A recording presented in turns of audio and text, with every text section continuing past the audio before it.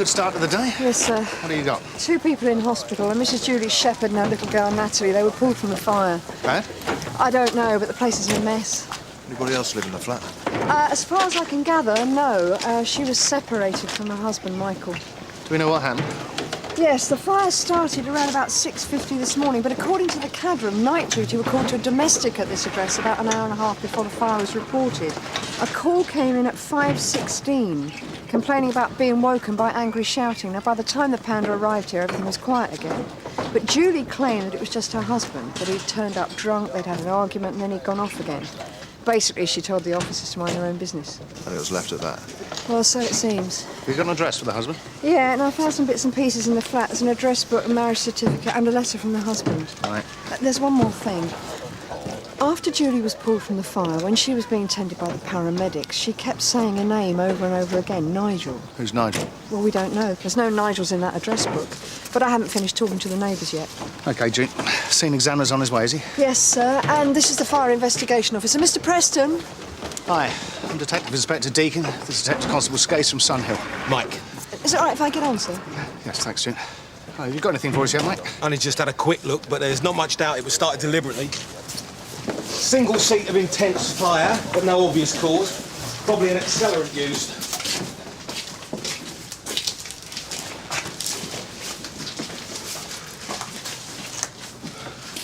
Front ear's not too bad, but the back bedroom's pretty much gutted. Started in here, spread through into the hallway. That small top window was left partly open, so there'd been a nice stream of oxygen feeding the fire. Something down here for your socko, or whatever they're called now. What is it? In the lighter fuel? Yeah, lighter fuel, something like that. I didn't get any prints off it. Fire was started in the corner amongst all that junk, then spread to the curtains and bedding. I thought toys weren't supposed to burn nowadays. You get what you pay for. On the upside, the window should have vented at least a portion of the smoke and fumes. Might have made all the difference to the woman and the little girl. Where were they exactly? In here.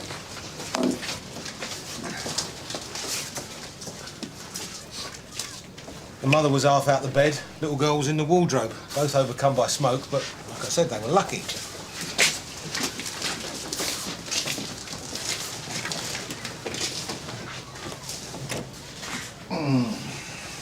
Sleeping pills. Not exactly parent of the month, is she? Leaving them out with a kid in the flat. Brian, have you got much more to do here? About another half hour.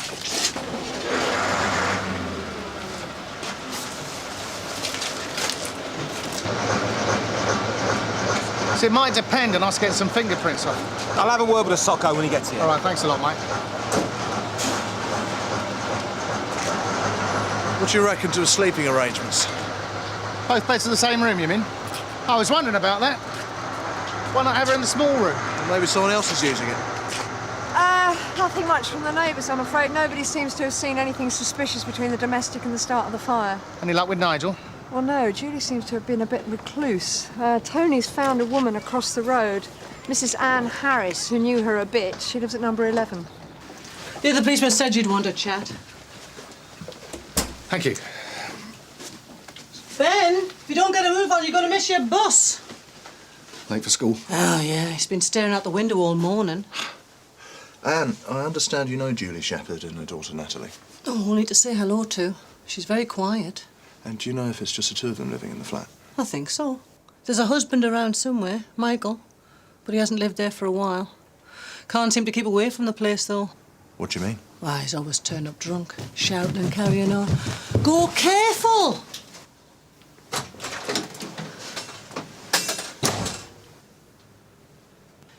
Anyway, Michael was at it again this morning, kicking the door, trying to get in. What time was that? About 5:15. It woke us up. Julie finally came to the door. They seemed to argue for a while. Then she told him to clear off and slammed the door. And did he? As far as I know. Do you know if Julie had any other regular visitors? I don't think so.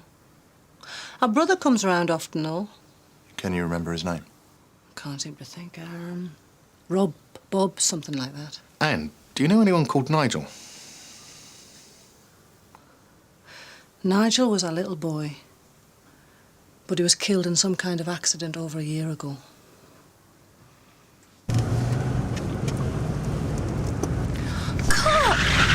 Easy! There's a fire! Echo 371. Juliet uniform, I think. I didn't catch the rest. Oh, nice one, Mike. Where is he? Sierra Oscar from Sierra Oscar 86. We thought it was just the effects of the smoke at first, but then we found out she'd taken some sleeping pills earlier.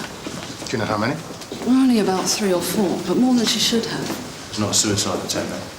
If it was a pretty feeble one. Anyway, you can have a brief word with the mother, but bear in mind she's still very groggy. About Natalie. She's sleeping at the moment. Oh, by the way, Julie's brother was here a few minutes before you arrived, Robert Hayes. I only mention it because he seemed pretty wound up. Wound up? How? Well, he was quite aggressive, upset, but very angry at the same time.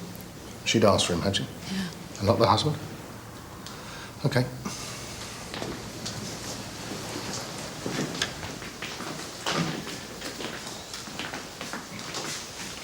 Hello, Julie. I'm Detective Inspector Deakin. This is DC Skase from Sun Hill. How are you feeling? I'm all right. It's a bit of a mess back at home. Have you any idea how the fire started?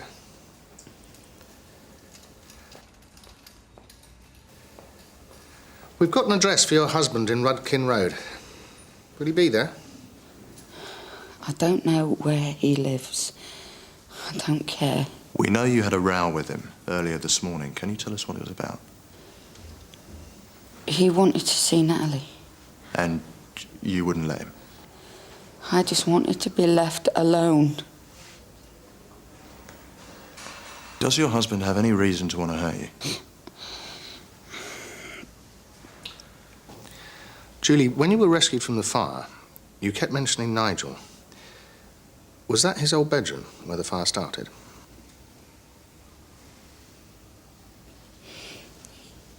Is everything gone?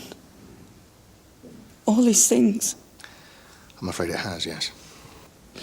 That's what Michael wanted. What do you mean? He always said I should clear it out. For my own good, he said. Well, he got what he wanted. Maybe he'll leave me alone now. Maybe they'll all just leave me alone. Julie, if you know something about how the fire started, you need to tell us.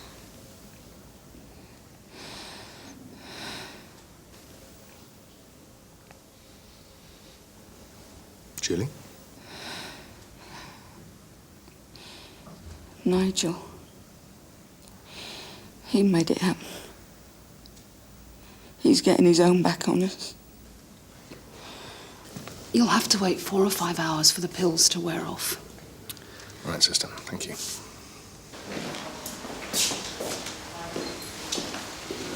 I don't know about her husband. She seems a likely candidate. What, to herself and Natalie in by setting fire to the place? She's not exactly compos mentis, is she? Oh, she was doped up, Rod. Mind you, nothing's impossible. When we get back to the Nick, have a word with social services, see if they got anything on the family. Right. Oh, this one's going to be a barrel of laughs. Can't wait to meet the husband. Michael Shepherd? Nah, he moved out more than a month ago. Did he leave a forwarding address? What for? Well, what about his post?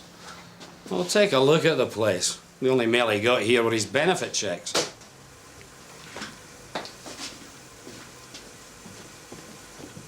So why'd he move out? I told him to. He was trouble. Getting drunk all the time, coming in all hours, causing aggravation. I see. And obviously upset 1 or 2 of the wrong people as well. What do you mean? Some bloke kept coming round asking where he was. And then someone gave Shepherd a real good hiding just outside the door here. Do you remember what this visitor looked like? Nah, just some young hard nut. Well, thanks for all your help. If you do remember anything else. You can find your own way out. Nice man. Get onto the DSS and see if they've got an address for Shepherd. Sure. What about the brother? Oh, sure, why not? Julie's going round the twist, her husband's an alky. Who knows what will turn up.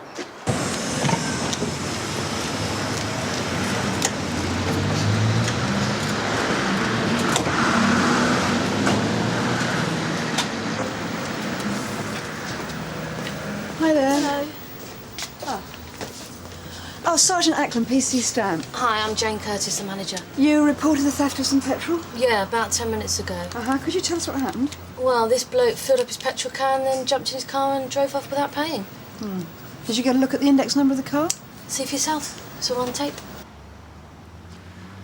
Yeah, that index tallies with one that was reported earlier. In connection with a reckless driving incident. Could be a TDA. Echo 371 Kilo Juliet to Delta. Not reported lost or stolen. Registered keeper is shown as Robert Hayes, 7878 Wiskin Road. Any unit from Sierra Oscar, 4545 Carver Street. A disturbance. Informant a Miss Claire Foster. Sierra Oscar from Sierra Oscar 86. Yeah, we'll have some of that, Sarge.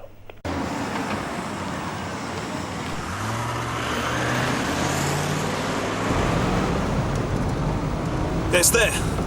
It's him again.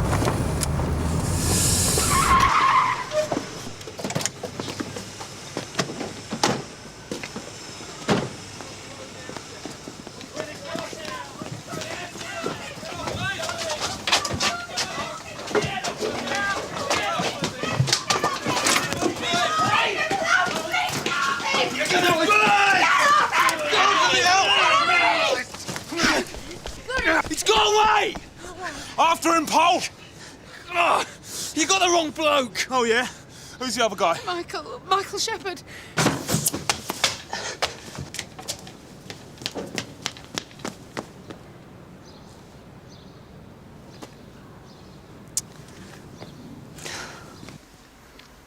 We met at a bereavement counselling group about 6 months ago. Michael only went 2 or 3 times. He couldn't handle it. But we kept in touch. Why were you there? My husband. Cancer. That man was going to burn Michael. He really would have done it. It's all right now. He's in a cell. Now, Claire, do you have any idea why he wanted to do that? Probably to do with Nigel. Everyone blames Michael for his death. It was a car crash, you see, the way he died, and Michael was driving. When was this exactly? Well, the first anniversary was 4 or 5 weeks ago. Michael's taking it very badly. And is that when he started going round to Julie's house? Well, no, but he's been getting more and more desperate to see Natalie. Can you blame him? She threw him out, destroyed his things, and then her brother comes after him, beating him up. To scare him away from Julie and Natalie? Yeah, got him thrown out of his lodgings. And he's been living with you ever since? I'm just taking it as it comes. Julie and Natalie are all he really thinks about. He's obsessed. That doesn't mean he'd do anything stupid. But you can't vouch for his whereabouts at 6:50 this morning. He was in by 8. He'd been out drinking at a club all night. Well, we didn't know anything about the fire until Julie's brother turned up. Claire, if Michael had been out drinking all night, he probably can't even remember his own movements. He would never hurt his daughter. Julie's brother's the maniac, not Michael. Have you got any idea where he might have gone? He doesn't have anywhere else to go. OK, I'm going to give you my mobile number, and as soon as Michael shows up, you give me a call. All right. So you're saying you weren't really intending to burn Michael Shepherd alive? Yeah. No. I just kept seeing Julie and Natalie lying in hospital. The problem, Robert, is how can you be so certain that Shepherd was responsible for the fire? Of course he was. But how can you know? Didn't Julie tell you? He was there again just this morning, threatening her. He's been threatening her for months. Has he ever harmed your sister? He killed Nigel, didn't he? Robert, have you ever considered the possibility that Julie might have set fire to the place herself? Why would she? Grief, despair? It's not uncommon. People get to the point where they just can't take any more aggravation. She wouldn't do that. She's been coping better recently. Getting through it bit by bit. But has she? All she's ever needed was to get Shepherd out of her life once and for all. But is that what she really wants? Or what you think she wants? Look, he's an alky and he's getting worse. He turns up all hours, shouting and screaming. Even smashed the place up once. That's why I gave him a good hiding the first time. All Julie needs is someone to protect her from Michael Shepherd. Well, you're not going to be able to do that very well if you end up in prison, are you, Robert? Yeah, all right, thanks. Bye. Gov, social services got back while you're doing the interview. Natalie has been on the at-risk register for the last couple of months. At risk from what? Emotional neglect. The social worker's on her way to St Hughes. She's going to stop by here first. This gets better and better, this does. I've just been reading the report into Shepherd's fatal accident. Oh, yeah? Inspector Monroe dealt with it. Apparently the car went straight on at a hairpin bend in the wet. The kid was in the front. Ouch. Now, according to this, Shepherd had been drinking before the crash, but he was below the limit by the time he was tested. There was a witness statement alleging reckless driving, but that wasn't enough for the CPS. So, Shepherd just walked clean away from it? Well, that depends on your point of view, Rod. The car caught fire. Nigel was trapped inside. Shepherd had to watch while his son burned to death. All units from Sierra Oscar, a disturbance, 20A Mayola Street. Informant a Mrs. Harris, a neighbour. Any unit still? Sierra Oscar from Sierra Oscar 85. We'll take that, Sarge. Thanks, Tony.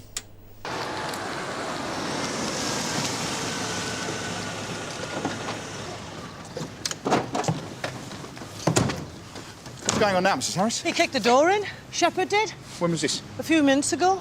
OK, look, thanks. Why don't you go back in your house?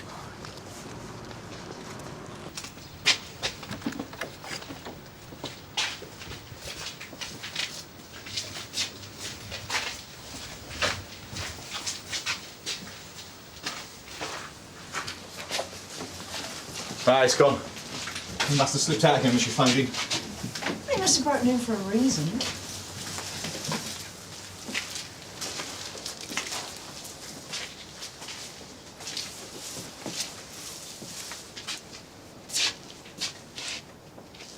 Tony? Wasn't there a big pink rabbit on this bed earlier? Why? Took a fancy to it, did you, Sarge? And I searched these drawers. There was stuff in them. So? I think Shepherd's taken the little girl's things.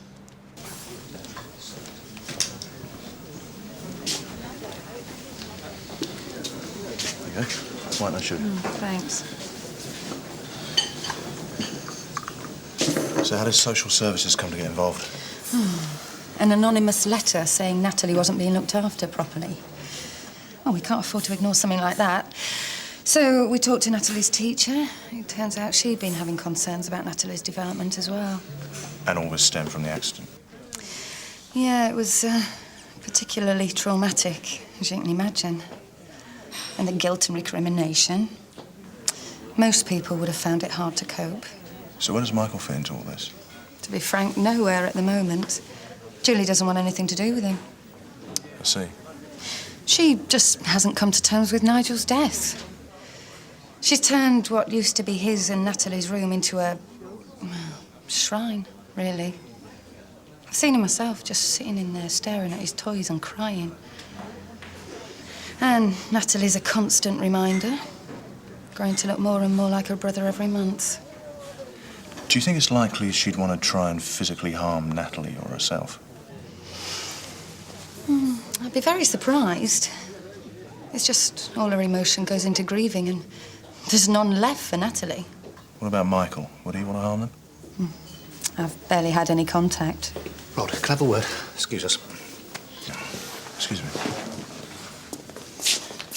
I've just had the initial report from the DSE. The fire was started in that box of toys. The box is made out of rigid plastic, which burns like crazy, apparently. Anyway, the can of lighter fuel. The side that was in contact with the floor is undamaged.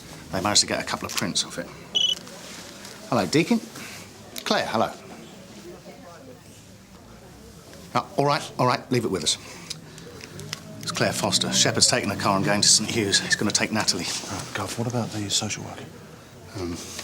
Nick, urgent favour. See that lady out for us, will you?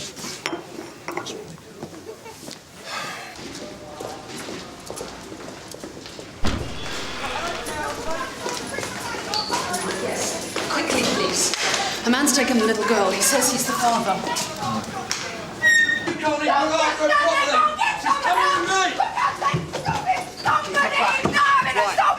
Listen, he's not going anywhere. It's all right. Stay there.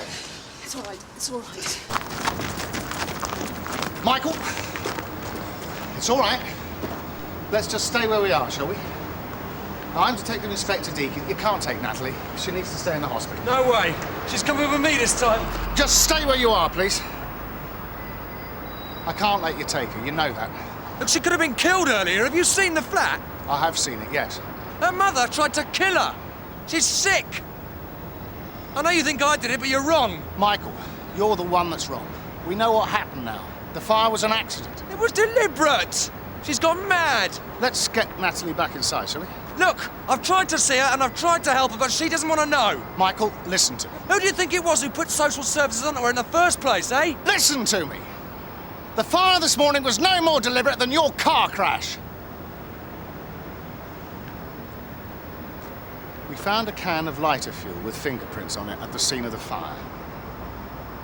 The prints were of a small child.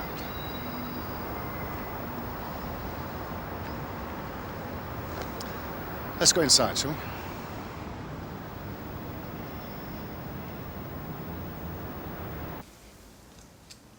When Michael left this morning, I went into Nigel's room. I was upset, so I just sat in there for a while. Then I noticed Natalie was up. She'd been watching me. What was it that woke you, Natalie? Was it Mum and Dad? I tucked her back in bed, and I tried to get back to sleep, but I just couldn't stop crying. I was just so tired. So you took a couple of sleeping pills? The can of lighter fuel was under the sink. She must have... Natalie, now you know that no one's cross with you, don't you? Why did you get the little can of petrol and the box of matches? Can you remember? It's all right, love. I saw Mummy do it when Daddy left home.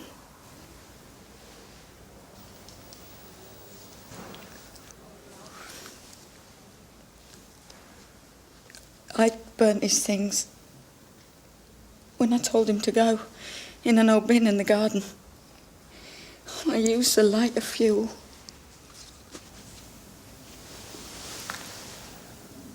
Why did you burn Nigel's toys, Natalie? They kept making Mummy cry.